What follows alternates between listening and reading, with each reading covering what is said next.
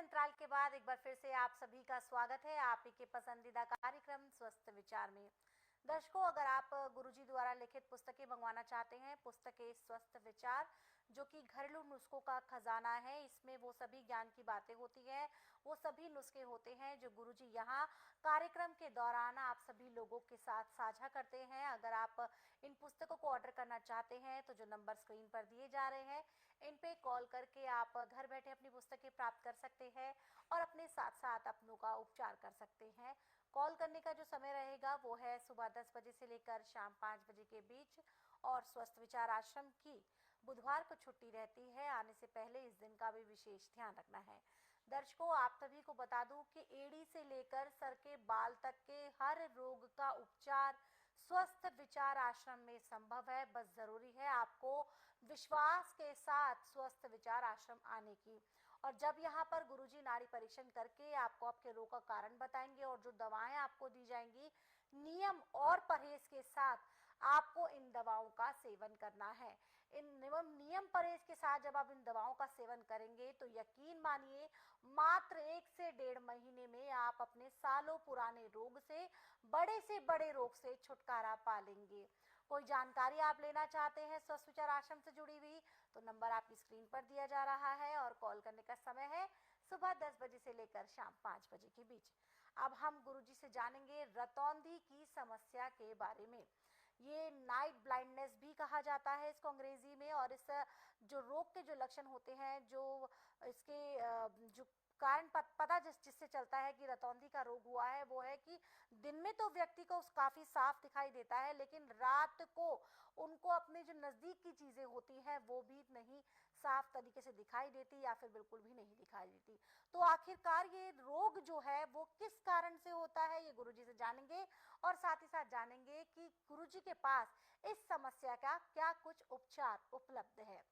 गुरुजी, हम बात करेंगे रतौंधी रोग के बारे में। दिन में व्यक्ति को बहुत साफ दिखाई देता है, लेकिन अगर रात की बात की जाए तो नजदीक की चीज भी नहीं दिखाई देती या फिर साफ नहीं दिखाई देती। क्या कारण है रोग का और उपचार भी नहीं? देखिए, रतौंधी रोग सबसे गंदा रोग है। ना तो इसको तेज धूप में दिखाई पड़ता, ना तेज रोशनी में दिखाई पड़ता है जी। और दिन छुपने के बाद तो ये बिल्कुल अपंग हो जाता है। और इसका इलाज आज पूरे संसार के अंदर मेडिकल में, आयुर्वेद में, यूनानी में, होम्योपैथी में बिल्कुल नहीं है। ये मैं इसलिए कह रहा हूँ कि मैं नाड़ी वैद्य हूँ, मैं जड़ी बूटियों से इलाज करता हूँ और मेरे पास हर महीने 6 से 7 केस ऐसे आ रहे हैं। अच्छा। और किसी को महीना, किसी को 2 महीने दवाई आँखों में लगानी पड़ती है, दवाई खानी पड़ती है और वो पूर्ण रूप से स्वस्थ हो गए। अब कईयों ने अपने इंटरव्यू भी दिए हैं। जी। आज मुझे इस बात की खुशी है कि जब रोगी हर जगह हार जाता है, डॉक्टर हाथ खड़े कर देते हैं, मेरे पास जिस दिन रोगी आता है उसी दिन रोगी को 20% आराम परमानेंट मिल जाता है। अब जो रतौंधी का रोगी है, जो दवाई मैंने बना रखी है, ये दवाई जब रोगी की आंखों में लगाई जाती है, सुरमा है, तो लगाने के बाद 10-15 मिनट के लिए तो खूब चटपटाता है, लगती है दवाई। उसके बाद आंखों से पानी निकल के उसको बहुत हल्कापन महसूस होता है और उसी दिन थोड़ा सा उजाला आंखों में आ जाता है। जी। और 15 दिन में उसको 25 से 30% परिवर्तन आता है। 1.5-2 महीने में उसकी आंखों में जैसे दिन में देखता है ऐसे रात को भी देखता है। अब इसके लिए आप घर में भी दवाई बना सकते हैं।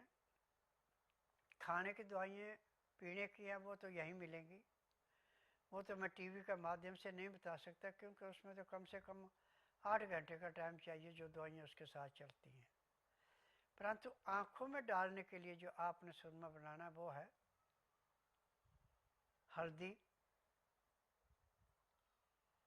कपूर, नीम की सूखी पत्तियाँ। ये तीनों चीज़ें पीस के कपड़ छान करके फिर इसको गौ के गोबर का रस निकाल के फिर खल में डाल के इसको दोबारा गुटाई की जाती है। गुटाई करने के बाद जब ये बिल्कुल मक्खन की भांति मुलायम हो जाता है, रड़कता नहीं है, फिर इसको शीशी में बंद करके रखा जाता है। अब इसमें से आंगली पे थोड़ा सा लगा करके, जैसे काजल लगाते ऐसे पलकों में, नीचे वाली पलक में लगाया जाता है ऐसे, और आंख बंद कर लेते हैं। 5 से 6 मिनट तक आंख बंद रखनी पड़ती है। फिर उसके बाद आंख को ऐसे नीचे से खोल करके आंखें टमटमाते हैं, आंखें खुलती हैं, खूब पानी निकलता है। जितना पानी ज़्यादा निकलेगा और चिकना पानी निकलता है ये, उतनी आंखों की रोशनी बढ़ती है। और जिस दिन अर्तौंदिया पूरा समाप्त हो जाता है तो जो चिकना पानी आंखों से निकलता था वो निकलना बंद होता, साफ पानी आता है, अर्तौंदिया खत्म। परंतु खान पान पर ध्यान देना पड़ता है। चीनी का इसमें बहुत सख्त परहेज है, पंखे कूलर एसी का इसमें परहेज है। खाना जो भी आपने खाना है उसको पहले नाज को धो के सुखा लो, सुखा के जब उसको पिसाना तो उसके अंदर अजवाइन 50 ग्राम 100 ग्राम तेल ये जरूर मिलाने, परंतु एक नाज नहीं।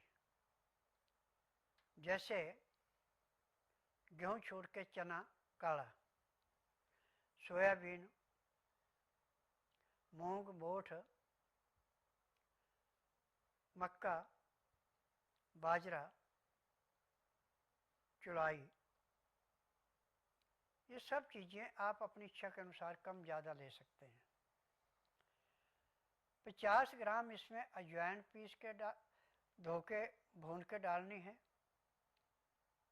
और 100 ग्राम तेल ये भी भून के डालनी है। फिर इसका आटा ऐसे पिसाना जैसे नदी के किनारे का रेता हाथ में लेने से सरकता, ऐसे सरकता हुआ। और आटे को सख्त गूंद के पानी के अंदर रख दें, खुले पानी में। इतने में आप अपनी दाल सब्जी जो भी खानी, छिलके वाली धुली हुई दाल या छिली हुई सब्जी बिल्कुल नहीं खानी। नमक इसमें सिंधा या काला प्रयोग में लाना, आयोडीन नमक नहीं लाना प्रयोग में। और इसमें छौंक नहीं लगना, हल्दी, काली मिर्च और नमक। लहसुन, प्याज, अदरक की चटनी मिला के भी इसमें मिला सकते हैं बाद में, और इसको सलाद के रूप में भी खा सकते हैं। पानी के आपको 2 गिलास पानी पीना खाना खाते समय। पहले पानी को उबाली दे लें, जब उसका 15 से 18 डिग्री टेम्परेचर रह जाए तो लहसुन, प्याज, अदरक पीस के 2 चम्मच रस निकाल के 2 गिलास पानी में 1-1 चम्मच मिला के ढक के रख दें। जो कचरा बचा हो अपनी दाल सब्जी में मिला के खा लें। अब जब दाल सब्जी आपकी पक गई, परंतु ये अमोनिया के बर्तन में नहीं पकानी, मिट्टी का बर्तन हो तो सोने पे सुहागा, नहीं तो कलाईदार पीतल का या तांबे का या फिर स्टील के बर्तन में।